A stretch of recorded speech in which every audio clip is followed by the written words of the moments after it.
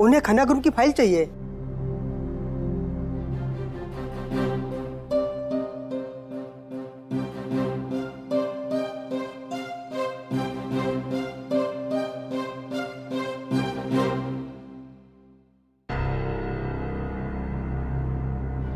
कम इन कम इन। अंकिता, तुम्हारा ध्यान कहाँ है आजकल? मैंने कल शाम को तुम्हें बोला था कि खन्ना की फाइल चाहिए मुझे यहाँ पे, right? What is wrong with you? और आजकल ऑफिस में तो लेट। खन्ना की फाइल बोला था। अंकिता, क्या हो गया तुम्हें? ऑफिस में लेट आने लगी हो, you are not competent. What is the matter? Tell me. अगर तुम लोग सैलरी पूरी लेते हो, छुट्टियां पूरी लेते हो, तो काम भी पूरा किया करो ना यार। Now get me that file please. आधे घंटे में प्रेजेंटेशन है। Come on, quickly go and get it now.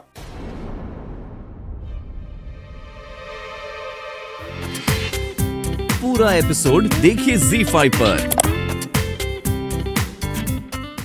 कम इन।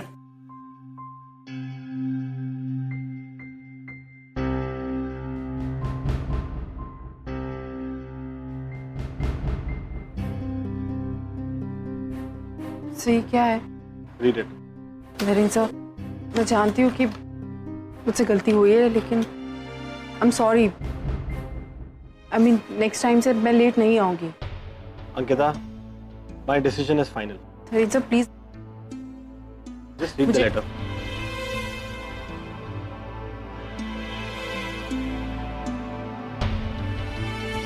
सब पेड लीव, लेकिन वो किस लिए? सब मैं बैठो।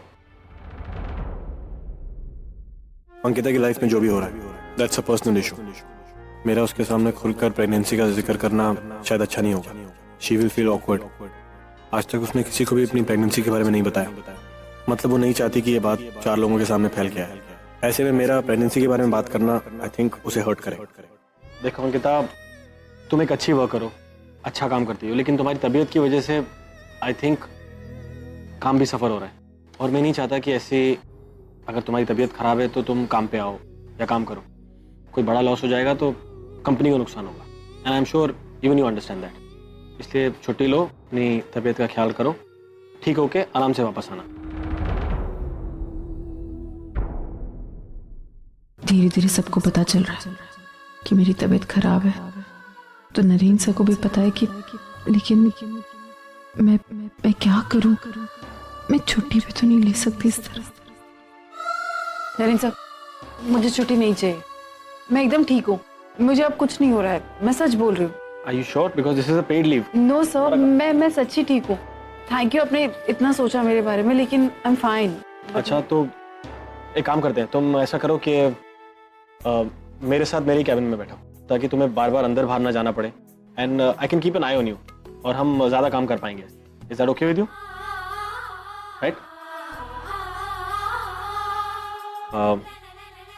या टेल मयूर कि एक चेयर और डेस्क यहाँ लगवा देगा मेरे कैबिन में। या और अंकिता, टुडे ओनली। या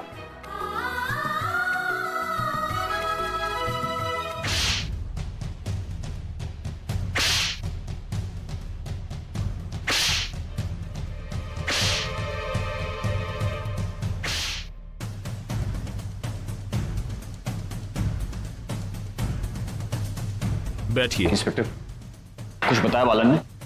अब तक तो नहीं, लेकिन बहुत जल्द बताएगा। पुलिस की मार के आगे अच्छे अच्छे बोल पड़ते हैं। इंस्पेक्टर प्लीज, आप अपने तरीके से काम कीजिए। एक्चुअली 20 सालों से हम अपने बेटे से मिले नहीं हैं, इसलिए उससे मिलने के लिए डेस्परेट हैं। लेकिन हम रिजल्ट का इंतजार कर सकते हैं। हिम्मत मत हारना अर्चना। पुलिस की मार के आगे बालन अपना मुंह जरूर खोलेगा और हम सोम तक पहुंच जाएंगे। मानव,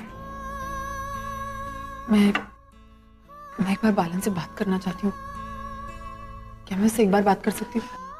अर्चना, पुलिस की इतनी मार खाने के बाद भी वो अपना मुंह नहीं खोल रहा है। तुम्हारे बात करने से क्या होगा? मैं बस एक बार कोशिश करना चाहती हूँ, प्लीज प्लीज। देखिए, हमारा प्रोटोकॉल इसकी इजाजत नहीं देता, पर मैं आप लोगों की हालत समझ सकता हूँ, इसलिए मैं अपने अधिकारों के तहत आपको ले चलता हूँ। आइए।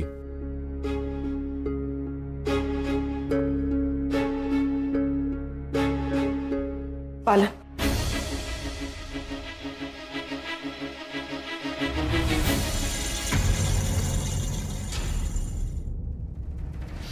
बालन, आपके आगे हाथ जोड़ती हूँ, प्लीज मुझे बता दीजिए सोहम कहाँ है। ठीक आप ही जो बता सकते हैं कि सोहम इस वक्त कहाँ है। 20 साल से हम तड़प रहे हैं हमारे बच्चे के लिए, उसे देखना चाहते हैं, उससे मिलना चाहते हैं। हमसे जो भी गलती हुई है या उसे जो लगता है हम उससे बात करना चाहते हैं। पता नहीं वो क्यों हमारे सामने नहीं आ रहा। एक तुम ही हो जो बता सकते हो। प्लीज मैं तुम्हारे आगे हाथ जोड़ती हूँ, मुझे बताओ सोहम कहाँ है। देखो बालन, आज तक जो हुआ मैं तुम्हें उन सारी चीजों के लिए माफ करती हूँ। बहुत बड़ा एहसान होगा तुम्हारा, ऐसे मत करो प्लीज। मानव कुछ बोलिए ना प्लीज। प्लीज बालन, मैं तुम्हारे आगे हाथ जोड़ती हूँ। मैं एक माँ हूँ, मेरी तकलीफ समझो। बालन प्लीज बोलो कुछ, प्लीज बताओ सोहम कहाँ है।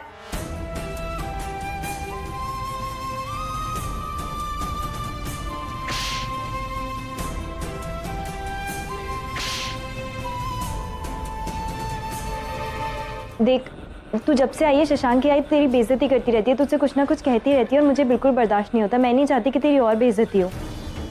और अब जबकि तू आई बनने वाली है, जब शशांक की आई को पता चलेगा तो न जाने वो तुझसे और क्या क्या कहेगी। इसलिए यही अच्छा होगा कि तू चली जाए यहाँ से।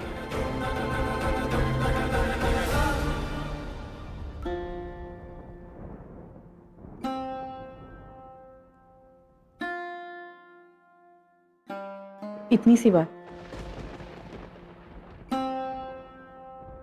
मानसी, मैं कल ही चली जाऊंगी सुबह होते। देख, मैं इसलिए नहीं जा रही हूँ कि तेरी सास मुझे बुरा भला कहती है। मैं इसलिए जा रही हूँ क्योंकि मैं नहीं चाहती कि मेरी वजह से मेरी मनु की जिंदगी में कोई भी प्रॉब्लम है। मैं चाहती हूँ कि मेरी मनु अपने परिवार में बहुत खुश रहे। मेरी वजह से तो उसे बिल्कुल भी कोई तकलीफ नहीं होनी चाहिए। थैंक यू ताई। आई होप तुझे मेरी बात का बुरा नहीं लगा होगा। तू पागल हो गई है? मैं तेरी बात का बुरा मानूंगी?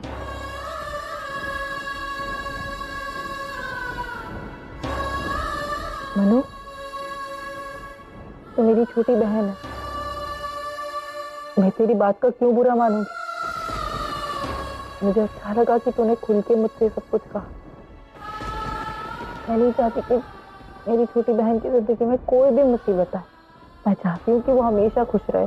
और मुझे पता है कि तू अपनी भाई के बारे में कभी गलत नहीं सोच सकती, है ना? अब रोना बंद कर। अच्छा सुन, अब मैं तेरे साथ नहीं रहूंगी। तुझे अपना ख्याल रखना है, अपने बेबी का ख्याल रखना है। और कभी भी तुझे अपनी ताई की जरूरत हो बस एक कॉल कर दे, मैं आ जाऊंगी। अभी रोना बंद कर मानसी प्लीज। चल अब सो जा, बहुत लेट हो गया। अच्छा, क्या हो गया शशांक तुम्हें? तुम क्यों ऐसे कर रहे हो? तुम सब कुछ जानते हो, उसके बाद भी तुम। शशांक प्लीज मुझे यहाँ से जाने दो प्लीज। अंकिता प्लीज, तुम मत करो ये सब। तुमने मुझे अब अपने प्रयास में शामिल किया तो मैं तुम्हारा साथ हमेशा दूंगा, तुम्हारे साथ रहूंगा। और आज के बाद इस बच्चे को लेकर तुम कोई भी फैसला अकेले नहीं लोगे। देखो अंकिता प्लीज मेरी बात को समझो। तुम यहाँ से कहाँ जाओगे? कितना दूर जाओगे? 10 किलोमीटर, 20 किलोमीटर, 30 किलोमीटर? तुम्हारे बच्चे पर उंगलियां वहां भी उठेंगी और यहाँ भी उठेंगी। अगर तुम चाहती हो कि तुम्हारे बच्चे पर उंगलियां ना उठे, तुम्हारी बदनामी ना हो, तो तुम्हें सिर्फ ये घर नहीं बल्कि ये शहर छोड़ के जाना होगा। मैं अपने बच्चे के लिए कुछ भी कर सकती हूँ, लेकिन शशांक यहाँ से जाते वक्त भी लोग मुझ पे 10 तरह की उंगलियां उठाएंगे। तब क्या दूंगी मैं उनके सवालों के जवाब? बताओ तो। अंकिता, ये सब सवालों के जवाब हम ढूंढ लेंगे, लेकिन फिलहाल तुम्हारे पास सिर्फ 2 ऑप्शन है। तुम ये बच्चा अबॉर्ट करा दो या फिर दूसरा ऑप्शन ये कि तुम ये शहर छोड़ के चली जाओ। शशांक, मैं अपना बच्चा अबॉर्ट नहीं कराऊंगी। मैं यहाँ से कहीं दूर चली जाऊंगी, लेकिन इस बच्चे पर आज नहीं आने दूंगी और ना ही नरेंद्र सर की लाइफ पे। तो फिर ठीक है, तुम यहाँ से दूर चली जाओ। मैं सारे शशांक, आप कब आए? आपने मुझे बताया भी नहीं। बस अभी आया। तुम बिजी थी ना, तो डिस्टर्ब नहीं किया। और ताई, तू भी आज ऑफिस से जल्दी आ गई? हाँ, वो थोड़ी सी तबीयत खराब थी इसलिए आ गई।